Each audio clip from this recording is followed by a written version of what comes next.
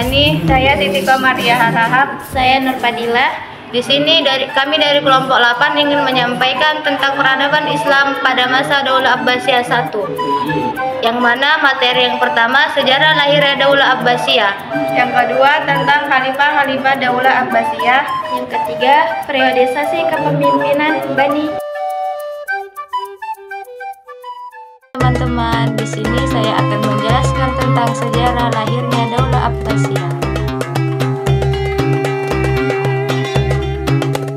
Bangkitan Daulah Abbasiyah dimulai dari gerakan-gerakan perlawanan terhadap kekuasaan Daulah Umayyah di Andalusia pada masa kepemimpinan Khalifah Hisham bin Abdul Malik. Pada masa Umayyah, proses Arabisasi sangat kental dalam tampuk kepemimpinan, kurang melibatkan kaum mawali dan memberikan denda kepada bangsa yang dikuasai serta harus adanya ijazah bagi para mu'alaf serta tidak melibatkan kaum Syiah, Khawarij dalam pemerintahannya. Gerakan perlawanan terhadap Daulah Umayyah menemukan momentumnya ketika para tokoh pemerakarsa Daulah Abbasiyah diantaranya Muhammad bin Ali menjadikan kota Kufah sebagai pusat kegiatan rintisan kekuasaan yang baru. Gerakan Muhammad bin Ali mendapat dukungan dari kelompok Mawali yang selalu ditempatkan sebagai masyarakat strata 2. Selain itu juga dukungan kuat dari kelompok Syiah yang sejak dari awal tidak berpihak kepada Daulah Umayyah. Kepemimpinan Daulah Umayyah berakhir tahun 132 Hijriah dengan wafatnya pemimpin terakhir yaitu Khalifah Marwan bin Muhammad bin Ustad Nasir pada 132 Hijriah. Dan demikian dengan secara de facto berbeda kekuasaan Daulah Abbas atau kekhalifahan Abbasiyah. Daulah Abbasiyah merupakan salah satu pilar kejayaan umat Islam pada masa klasik. Pada zamannya tidak ada bangsa yang menandingi gemerlapnya peradaban dan kemajuan ilmu pengetahuan yang berkembang pada masa itu, sehingga bisa dikatakan bahwa zaman keemasan Islam muncul pada saat itu. Daulah Abbasiyah sangat berjasa dalam memberikan kontribusi peradaban dan keilmuan yang terus menginspirasi tokoh-tokoh ilmuwan Muslim. Sampai ilmuwan Barat dari zaman klasik sampai zaman modern hampir tidak berlawanan. Banyak di antara peninggalan Daulah Abbasiyah menjadi saksi bisu kejayaan Islam di Timur Tengah, Asia bahkan Eropa. Daulah Abbasiyah berkuasa selama hampir 6 abad. Didirikan oleh Abdul Abbas As-Saffah dibantu oleh Abu Muslim Al-Khurasani, seorang panglima Muslim yang berasal dari Quran. Persia dari Abu Ja'far Al-Mansur yang banyak berjasa dalam membangun pemerintahan Daulah Abbasiyah dinamakan Daulah Abbasiyah karena para pendiri dan penguasa daulah ini adalah keturunan Abbas, paman Nabi. Pada mulanya, Daulah Abbasiyah menjadikan Al-Anbar sebagai pusat pemerintahan pada masa-masa permulaan. Setelah beberapa lama, ibu kota dipindahkan ke Baghdad dan dijadikan ibu kota sekaligus sebagai pusat kegiatan dalam menjalankan roda pemerintahan. Pada masa Khalifah Al-Mahdi, wilayah Islam sangat luas meliputi wilayah yang sebelumnya dikuasai oleh Daulah Umayyah, Jazirah Arab, Afrika, dan sebagian wilayah Asia sampai perbatasan Cina setelah barat.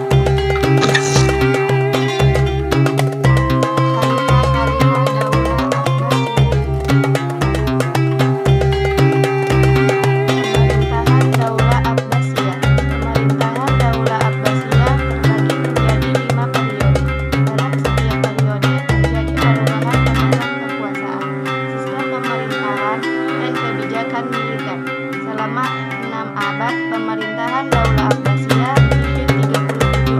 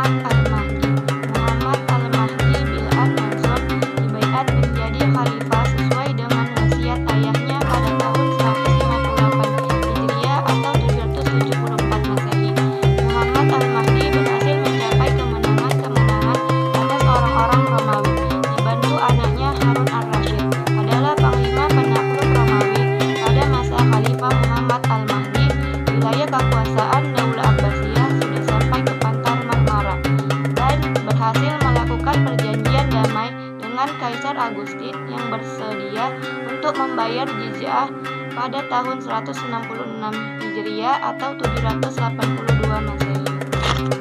Muhammad Al-Mahdi meninggal pada tahun 159 Hijriah atau 785 Masehi. Muhammad Al-Mahdi tercatat memerintah selama 10 tahun beberapa bulan. Harun al-Rasyid bin Al-Mahdi adalah mutiara sejarah Daulah Abbasiyah. Pada masa kekhalifahan Harun al-Rasyid dikenal sebagai masa keemasan Islam, the Golden Age of Islam, di mana saat itu Baghdad menjadi salah satu pusat ilmu pengetahuan dunia. Harun al-Rasyid memimpin selama 23 tahun. Dalam kepemimpinannya, Harun al-Rasyid mampu membawa dinasti yang dipimpinnya ke puncak kejayaan. Harun al-Rasyid menjadi khalifah saat berusia cukup muda, yaitu 22 tahun, dan wafat dalam usia yang juga masih muda, yaitu 45 tahun. Ia wafat pada tahun 193 Hijriah atau 808 Masehi. Periodisasi kepemimpinan Daulah Abbasiyah.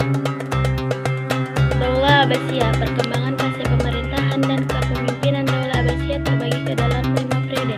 Dalam setiap periode terjadi perubahan memegang kekuasaan, sistem pemerintahan, dan kebijakan militer. Selama hampir 6 abad, para khalifah yang memegang kepemimpinan Daulah Abbasiyah ada 37 orang khalifah. Periode pertama Daulah Abbasiyah mulai tahun 132 Hijriah atau 705 Masehi sampai tahun 232 Hijriah atau 847 Masehi. Dimulai sejak awal berdirinya sampai pemerintahan ke-9 Abu Ja'far al-Wasik. Periode ini disebut juga pengaruh Persia pertama. Tercatat dalam sejarah bahwa periode pertama menjadi masa keemasan dan kejayaan Daulah Abbasiyah. Periode kedua. Periode ini berlangsung tahun 232 Hijriah sampai 334 Hijriah. Sejak Khalifah Al-Mutawakkil sampai berdirinya Daulah Buwayyah di Baghdad dan pengaruh Turki pertama. Disebut demikian karena tentara Turki menjadi tentara Daulah Abbasiyah sangat mendominasi pemerintah. Pada periode ini, kebijakan para khalifah banyak dipengaruhi oleh orang-orang Turki. Mulai periode ini sampai periode keempat, peranan khalifah dalam pemerintahan mulai berkurang. Periode ketiga, pengaruh Persia kedua, Daulah Abbasiyah. Periode ini mulai tahun 334 Hijriah sampai 447 Hijriah. Sejak berdirinya Daulah Buwayyah sampai masuknya Saljuk ke Baghdad.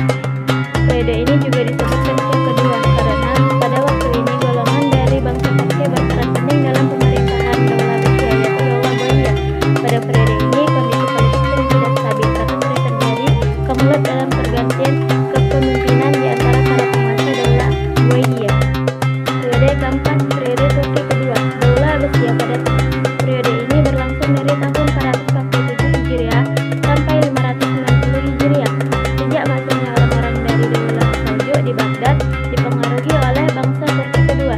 Disebut demikian karena pada waktu itu golongan bangsa Turki berperan penting dalam pemerintahan Daulah Abbasiyah, yaitu Daulah Saljuk.